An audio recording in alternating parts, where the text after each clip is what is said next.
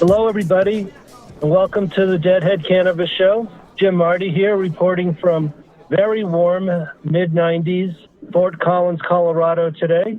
I just was touring a CBD extraction lab up here in Fort Collins.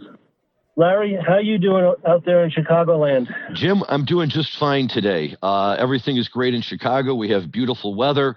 Everything is going just fine here. Still waiting for the state to give us the names of the winners of the dispensaries.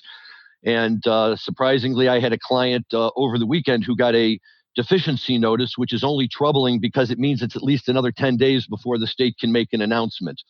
So, we're all starting to wonder here. Clients calling, want to know when we're going to have answers, but we're working on it. Without beating around the bush, Jim, we've got a really special show today, and let's make the most of it.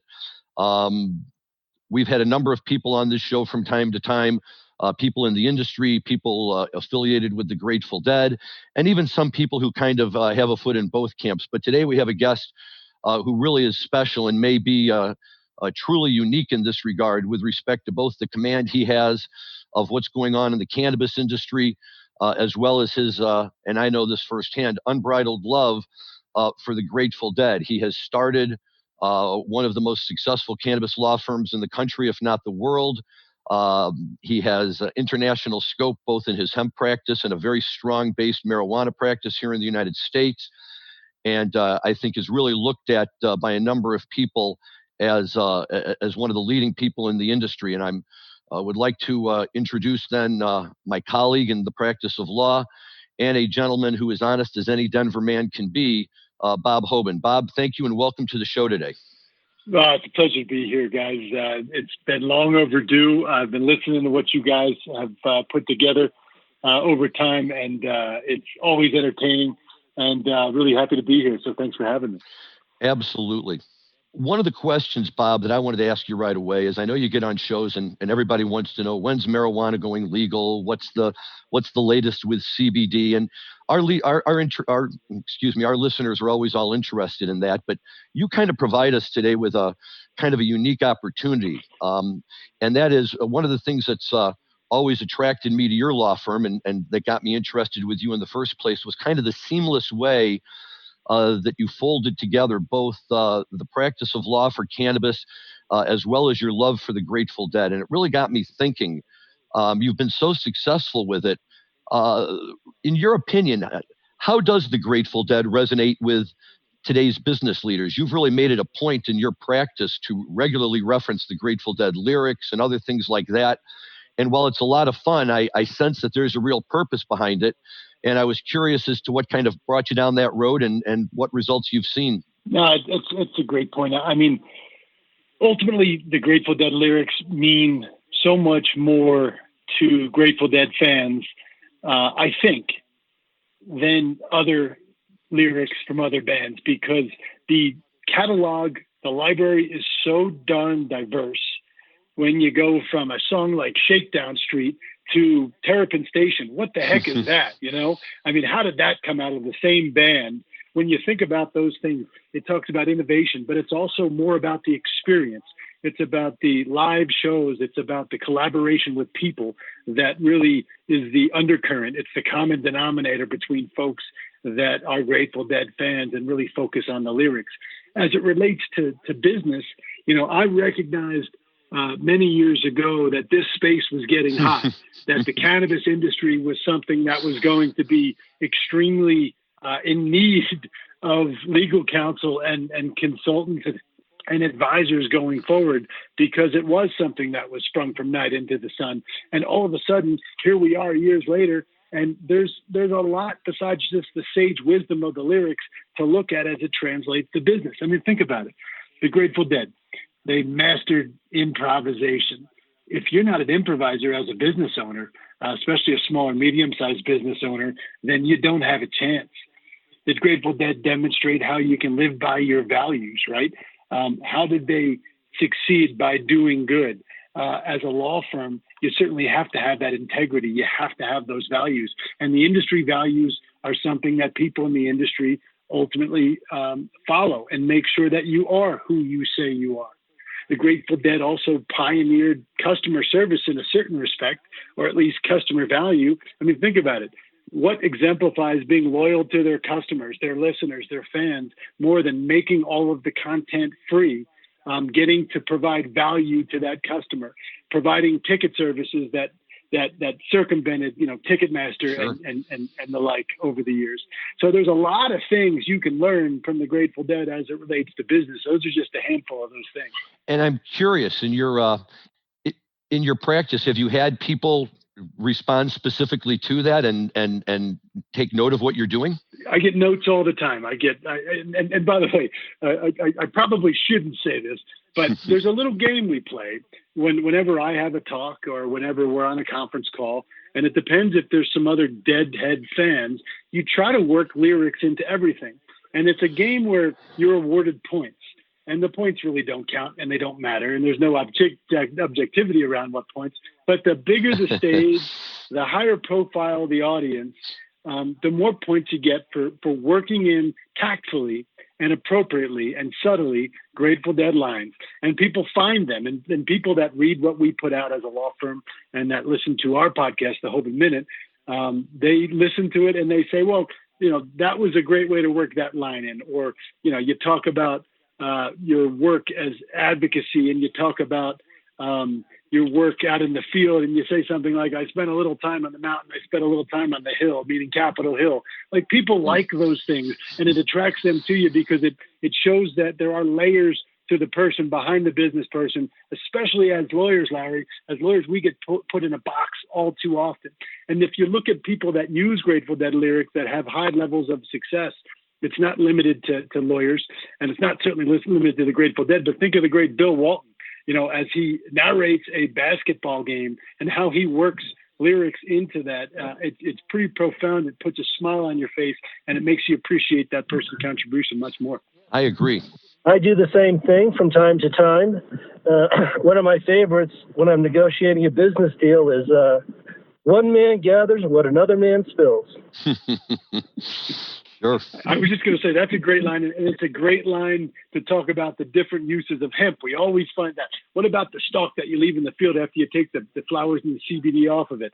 One man's going to gather that because there's business to be made. That's true.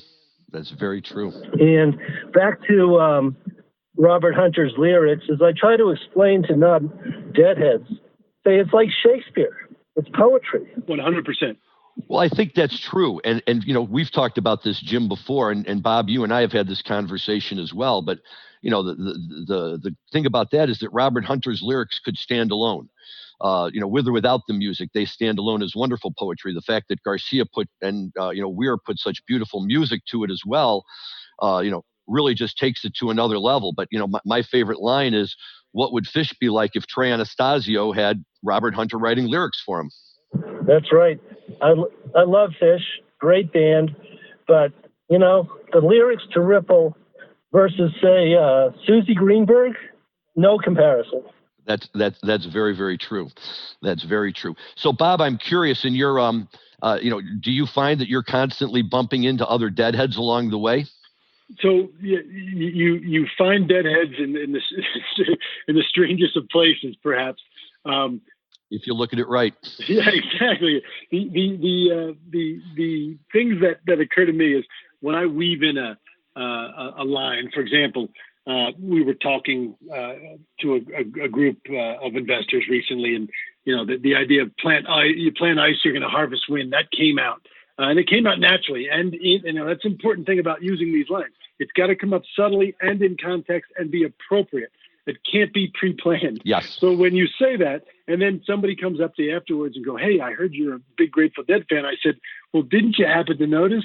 "Oh, I thought that's what you were getting at, but I wasn't sure. It just sounded like such an artful way to make your point." And that's another reason, Larry, that this makes that this works so well. You're not forcing something in there. You're using it. It's an artful way of saying something you otherwise would have said, and it's inspired, written by the Grateful Dead. And by the way, I must note, you talk about Hunter. Let's not leave John Perry Barlow out there. Amen. I was just up in Wyoming last week and drove through Cora, Wyoming, where he was from. And, reminds me of this great story Bob Weir tells about when he wrote Saint of Circumstance and these thunderstorms that came across the Wyoming high plains, and saw one of those right at that point in time. As Weir would say, it was a giant purple rogue thunderstorm that just came rolling over the mountains, dropping lightning and thunder everywhere. So it was pretty awesome. That's funny. You know, what's interesting to me here, and the three of us, I think, really kind of are perfect examples. You know, my father was always really concerned about me running off to all these Grateful Dead shows, right? Oh, who are these people you're hanging out with? And who are these crazy deadheads? And who are these? And yet, if you stop and you look at the number of successful business people in this world who are, in fact, deadheads, I think it speaks pretty well for the people that find themselves hooked into the Grateful Dead. Well, yes. And let me give you an example of that in real time. I was down in Mexico for the Dead and Company playing in the sand just in January. And I guess that was the end of January, early February. This was right before, COVID really started to have the impact across the United States. And it's the second year in a row I've gone to the Playing in the Sand. And while it's a great event, one thing you notice is the level, and by the way, it's not inexpensive to go to Playing in the Sand. They price it accordingly. They know their audience, right? It does attract a level of professionals who have gotten to a certain point in their life and that can afford that. And we saw that. You see that firsthand in that makeup of that crowd. Business leaders from all over the world. You've got people that you'd recognize their faces from the front of Forbes magazine, just walking by in a tie-dye with a beer in their hand. That's the kind of crowd that the Deadheads have evolved into. Not to suggest that it's all like that or that means some are better than others, because that's not the case at all. But it does have a disproportionately large group of highly successful professionals that follow the Dead. Jim, have you found the same thing, Jim? To fill in a little story along those lines, my wife and I were lucky enough to we saw some Red Rock shows in August, September of 1983, and then we followed them down to Santa Fe for a couple of shows in September of 1983. And 6 months later, we started our own CPA firm. So big inspiration to me. Sure. It's a great way to go sometimes. For me, I've always just liked the fact that when I'm sitting in my office, I have a Grateful Dead poster on the wall. Yeah, me too. And in a lot of ways, they represent freedom. They really do. It's a great thing. And Bob, along those lines, something we like to do with our guests who come on the show who have a little bit of a Grateful Dead background is, when was the first time you saw the Grateful Dead? When you sent me that note the other day, it brought me back October 26, 1985, in Tampa, Florida. I was just a little over 10 years old, and my uncle had brought me to a show. I just remembered the song Throwing Stones in that set list, and just, what a powerful anthem that was, perhaps. And, you talk about, liberty, and you talk about freedom. The Grateful Dead certainly stands for that, but it also stands for social activism in so many other ways. And then you went into the second set of that show, and you got a really, really long and deep Women Are Smarter, which, who knew that wasn't Iko, by the way? It was pretty remarkable. Right, exactly. It used to drive me crazy. Many years ago. Wow, so 10 years old, boy! I think you take the record for the youngest first show that we've had on the show so far. Very impressive. Do you have a recollection of it? I mean, do you really recall enjoying it at the time as a 10-year-old? Well, I like I said, Throwing Stones was the first one. That might have been the seventh or eighth song of the show, if I remember correctly. At the beginning of it, I was just awed by what was going on around me and the people.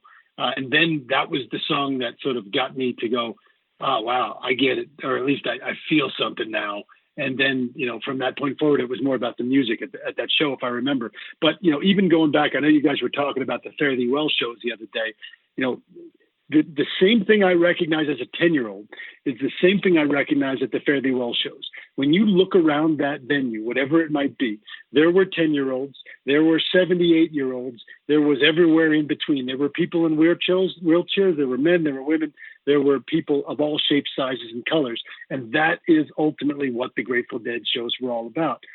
And that's what the thing back when I was 10 years old that impressed me the most. I was standing next to my uncle, who was an old guy at the time, probably, 40 plus or minus, right? An old guy, quote unquote. And looking around and seeing guys that were probably 60 at the time and going, these are even older guys, right? And then looking around, and now we're the old guys, and there's another younger generation below us. It's a pretty darn cool thing to be a part of, and it really represents the timeless element of the music. The music stands for something much more than just the notes on a piece of paper and the words. Like you said, Jim, it's poetry. It means something for people. It's shaped people's lives so deeply. It certainly shaped mine.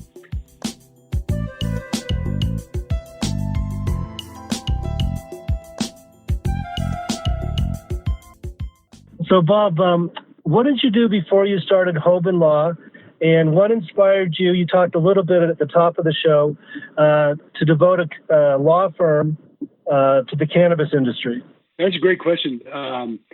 So before I went to law school, obviously, before I went to law school, I worked for the U.S. government on the East Coast in Manhattan, graduating from Rutgers University. I had just a hankering to get out to the West, to the Rocky Mountains. I did a lot of mountain biking. I did a lot of backpacking and climbing in the West, and I decided I wanted to move out there. So I decided to apply to law school in Montana and Wyoming to get as far away from New Jersey and the East Coast as I could. And so I went to law school in Wyoming.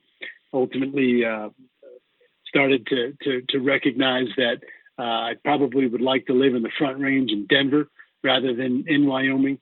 And as that evolved, different opportunities came along. I worked for a couple of judges.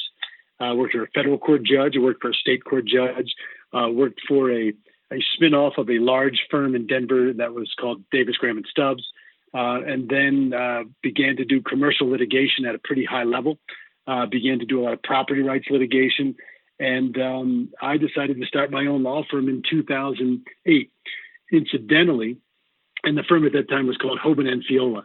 Incidentally, that was around the time my mother was diagnosed with pancreatic cancer. A couple years into it, in fact, she died in July of 2008. And that's how I began to consider cannabis as a viable practice area. I never wanted to be a criminal defense attorney. I've never practiced criminal law a day in my life. I always wanted to be someone that made things happen, that was on the negotiation side, although I did litigate a lot of commercial matters, large dollar disputes between large companies. Now, as things evolved, I started to help my mom understand with her pancreatic cancer what were viable importantly legal options for using cannabis if she'd even try it, because she would never smoke anything. And that led me to find these caregiver networks online here in Colorado under our legal medical marijuana system, but there weren't dispensaries at the time. So these folks, I began to, sometimes you'd call them and they'd say, "Hey man, I got the best stuff in town." And you'd say, "Duly noted." And then the next person you'd say, "I'm looking for something for my mother." And they'd say, "Well, come by, I have an oil or a cracker or something like that she could try." And so we did those things as well. But that led me to say, well, I'm an attorney. How can I help you establish this commercially? And one thing led to another. We won a case on December 30th, 2009, first time in U.S. history that a court told a local municipality that it could not shut down a marijuana business because it was a constitutional right in Colorado to be a caregiver, which contained commercial rights to cultivate and distribute medical marijuana. So the rest is history. That case went down. My face was on CNN all over the news. And for the next 4 to 6 months, we were chock full of new clients wanting to navigate this space, both in Colorado and around the country. And here we are today. Very good, Bob. In fact, my relationship with your law firm started when you were Hoban and Fiola. Oh, Jim, yeah. We go back a long time. If you think about some of these seminars in back rooms and in small venues with some of the earlier marijuana operators across the city of Denver and across the state of Colorado, it's interesting how far we've come. This is overplayed, but it has been a long, strange trip for sure. You got that in there. Yes, sir. I think you and I might have won a case or two where you hired me as an expert. Yes, sir. I remember that specifically, at least one of them. And I remember the look on the other lawyer's face when you testified in arbitration and completely sunk their case. I forget specifically what the issue was right now, but I recall that vividly. And you were excellent on the stand, and the client was very pleased, which ultimately is the goal. But one of the reasons that you're successful and one of the reasons that we're all successful, the folks on the phone, is because some folks look for answers, others look for fights. Sometimes as a lawyer, you have to fight, But if you're always looking for answers, if you're always looking to solve the problem with answers, which is, I think, a common bond between the three of us, then you're going to succeed no matter what you do. Yeah, well, as they say, that path is for your steps alone. Bob, you earlier you mentioned in passing the Hoban Minute, which I know is your podcast. You want to give our listeners a 30-second update on what happens on the Hoban Minute? Yeah, I'd love to. Thank you for that. The Hoban Minute is hosted by Eric Singular, who's a young man that's just dynamic and helps us steer topics and interviews with some of the leaders around the world in this space. It's I wouldn't say it's a serious show, but it certainly the topics we address are timely. We had an entire 2-week session that led to 2 months of sessions all about COVID and cannabis, with people checking in from all over the world, and it's gotten a lot of attention. So we're very excited about that. It's an opportunity for us to show what our lawyers do and what our clients do, and really put a perspective on the global cannabis industry, because that's really interesting, just to see how this thing's evolved and how the eyes of the world are on us right now, and as this industry grows. I mean, every single day we're all doing something professionally that either hasn't been done before or has been done very few times, because this industry was all underground until relatively recently. So that's something we should all be proud of. Hey, I have one more question as we get near the end here. With all the social unrest going on, do you think it's a springboard for legalized cannabis at the federal level? Well, I think there's several things that lead to that. Number one is the pandemic. If you think about medical marijuana, it made some of its greatest public policy advances during the AIDS epidemic in the United States from a policy perspective. So it's got a track record as a industry of moving forward with regulations when it can assert itself. And certainly here, with a public health impact, we've seen that the federal government has assembled a team to look at cannabinoids as a way to mitigate or prevent the protein hook that's attached to the coronavirus from attaching to the human body. Looking at the fact that cannabis is an essential business in so many jurisdictions around the U.S., but also around the world. Looking at the history of the Great Depression and how alcohol legalization, prohibition ended as a result of looking at it as an economic opportunity and a social justice opportunity coming out of the Great Depression. And looking at what's happening in Latin America right this second, where we have nationalized healthcare systems actively asserting themselves and saying, we want to integrate medicinal cannabis. And then the politicians are following them up and saying, we want to look at cannabis as an economic driver. So all of those things lead to, I think, fundamental change as it relates to public policy around cannabis.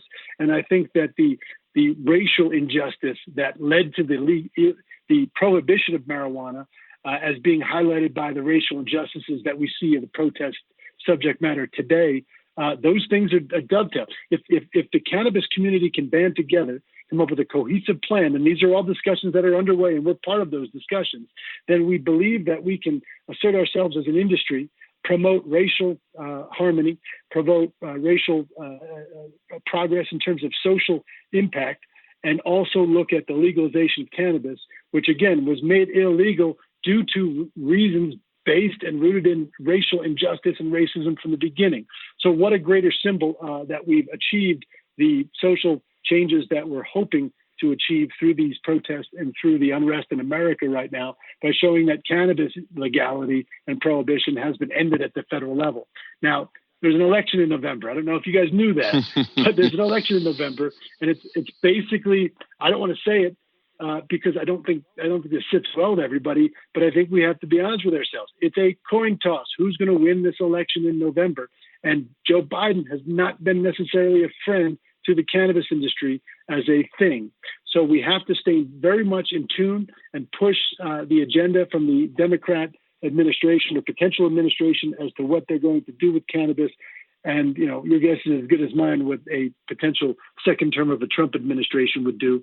But let's see what we can do to look out for the industry as it relates to those policy topics. Well, I think that is a very good way to end things today. Larry, do you have anything else? Yeah, I just wanted to ask Bob one last question as we talk about all of this. And you told us your story, Bob. Sitting here today, are you amazed where this cannabis industry has come from 2008 when you were first, beginning to pay attention to it? Did you have any reason to ever believe that cannabis would grow to the point that it's grown to today? The thought of having a regulated dispensary system in Colorado at that time was the most exciting thing I could possibly imagine from a policy and legal standpoint.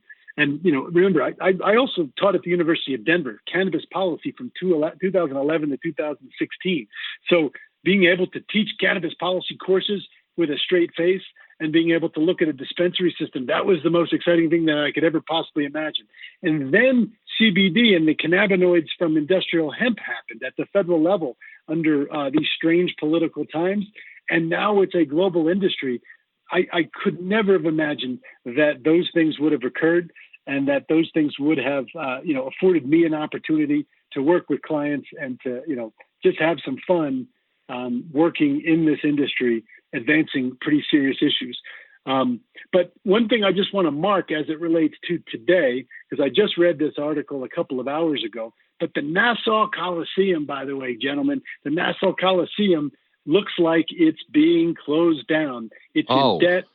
Billionaire owner of the Barclays Center and the teams, Prokhorov, he's basically said he's going to close it. Now there is a debt scenario, so it could come back. But let's focus on the Grateful Dead for just a second. There was 40 some odd shows at the Nassau Coliseum. And Larry, when you pinged me the other day and said, think about what your favorite shows were, I go back to these Nassau Coliseum shows from the early 80s. Because it was Bobby Rockstar, it was Fast, it was Minglewood, it was Iko, it was West LA Fadeaway being developed, and Cassidy, by the way, in the 1984 show, which is my daughter's name. So I love those Nassau Coliseum shows from the early 80s, fast, right to the point, and just exciting.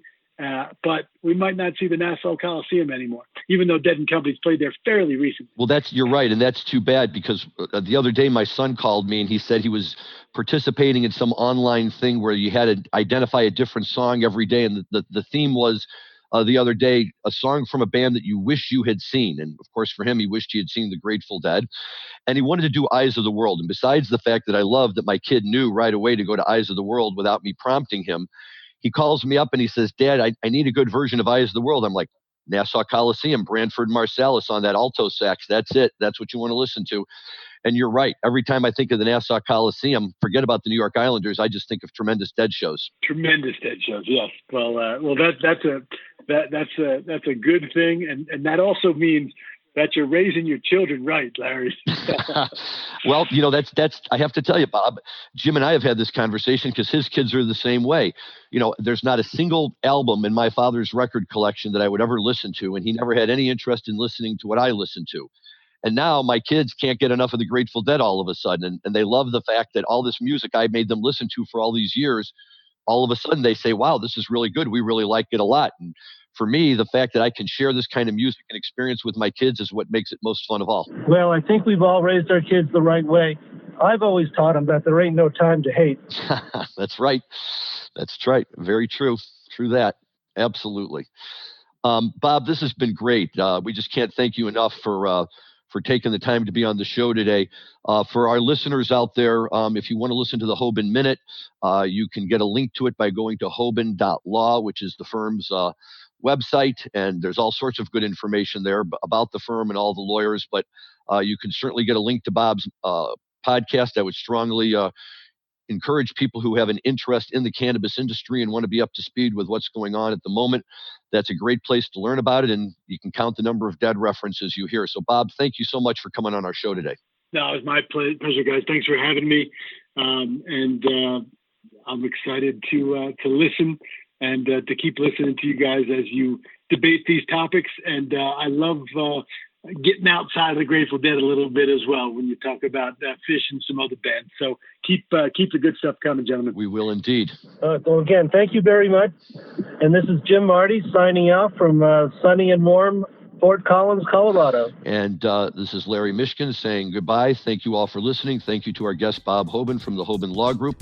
And everyone have a good week. Thank you all. Bye.